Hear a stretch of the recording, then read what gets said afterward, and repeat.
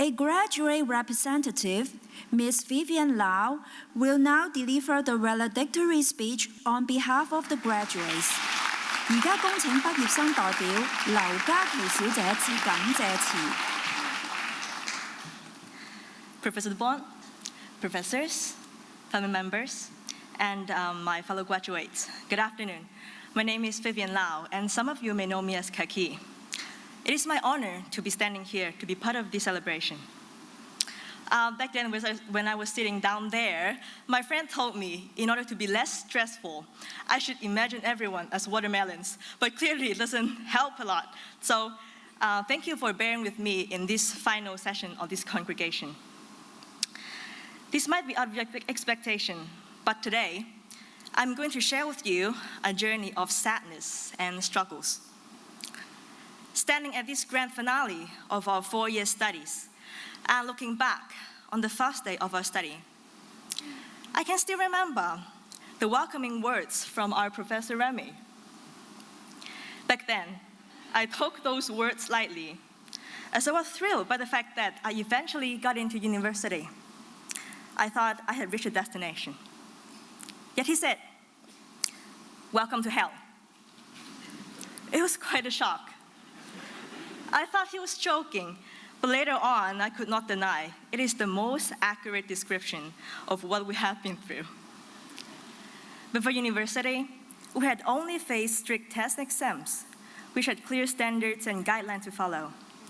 In other words, we were told what and how to do. We were following. It is, however, very different in the School of Design.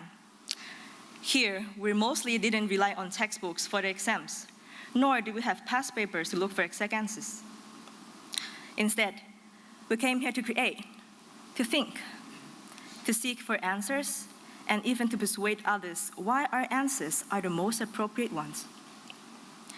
You can estimate how long it takes you to revise a chapter, but you can barely calculate how long you need to come up with satisfying design concepts. We have all been through those days of staying up all night long, yet still feeling like we did nothing at all. And even started questioning whether we were just tired or simply stupid. Later on, I realized it's just how life works. There are no clear standards and no destinations. The day after I finished university, I felt relaxed, but also lost. So, what now, I ask? There's no longer anyone who can tell me if what I'm doing is correct, or if that is the best choice for my life. There's nothing to follow, no strict rules, as if our study of design, yet there are no more professors. I'm literally on my own to persuade myself, to work with myself, and maybe to suffer from my own decision later on. From primary school to secondary school, then to university, and now to work. At every stop, I thought I'd reached a destination. Yet there's no such a thing. The journey itself is the destination. Or you could say, it could be a loop of struggles. Along the journey, we struggle to progress, persist in our struggles, eventually reaching our goals, yet must sadly realize what it actually brings could be even more struggles. Then what should we do in this ambiguous and struggling journey without an end? What should we choose for ourselves when there's eventually nothing to be followed? We're no fortune tellers.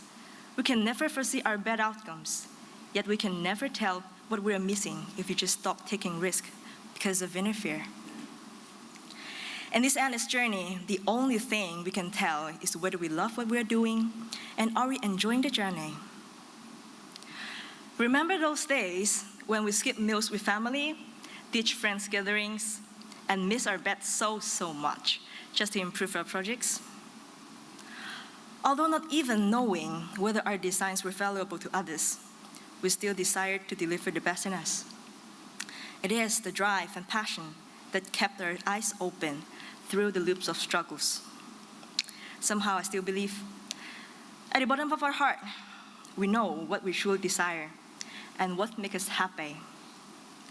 At the end is the point of everything, right? At least your choices will be those that you're passionate about and truly believing in. Then all the panics, sadness, and struggles will all be worthwhile. What's the point in making a living when the living isn't even worth living? Please don't let your inner fear ground you. Yes, we do struggle. Yet struggle is the evidence of progression. The comfort zone is a wonderful place, but nothing grows there. I guess this hell is a hell because it forced us to face ourselves, to see how limited our horizon could be, to know how weak we are in the face of stress, sad emotions, and self-doubt, to learn to be humble but strong, and out of all this, to see who truly loves you. First, on behalf of all my beloved graduates, I would like to thank all the parents for supporting what we were doing. This might be trying very hard to be understanding when we were absent in numerous of dinners or tolerating our emotions before deadlines. Yet I believe all of us have become better and stronger individuals because of you. I would also like to thank all of our professors in always giving us the extra push we needed to struggle but progress. Thank you.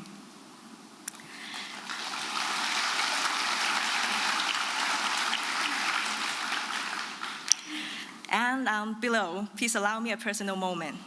I'm not great. I just have great family and great friends. As a tribute to raising me for 22 difficult years, please let me thank my family with my mother language. 爹哋媽咪、阿公，感謝你哋一直對我嘅包容同埋支持。有你哋咁好嘅家人係我嘅福氣，多謝你。爹哋生日快樂！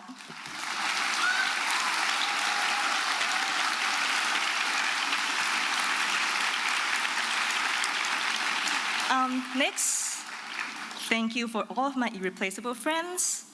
I'm blessed to have some of the most sweet, selfless, caring, and supportive people in my life. I know you'll know if you're one of them, but still, I have to give special thanks to Kelly Lau, Kemi Shah, Stephanie Smith, and Chao Chakri. Thank you for always knowing when something was wrong, fixing all my errors, and taking my business as if it were yours. Thank you for showing up in my life. Thank you to all the parents of my great friends as well. I could never stand here without them. They're not good at expressing emotions, but please do know how much they love you. At last, it is easy to enjoy happiness, but what is truly challenging is how to deal with sadness, self-doubt, and losing of faith. Life is too short to hide in fear and procrastinate in comfort zones. Sometimes we might just have to trust our instincts, embrace the struggles, and believe this journey is valuable. Enjoy your journey and see where life will take us. Today, looking back, I guess I can smile and say to my Professor Remy, the hell was tough training, but it wasn't so bad. I'm proud to be part of this graduating class of 2016. We have made that already established successful companies, yet still remain humble. We have a friend that is already modeling for famous companies, yet still willing to show face in French school projects. We have a fellow that has started traveling on her own since her 18th. We have classmates who have won international awards. We have friends with all kinds of talents, like illustrations, music, photography. And we have friends who are willing to help out each other's projects without expecting anything in return. This is a class of excellence filled with kind and courageous souls, which are the most important elements in any successful person. So, congratulations to the graduating class 2016. Please give yourself a big round of applause. It's your day. Thank you.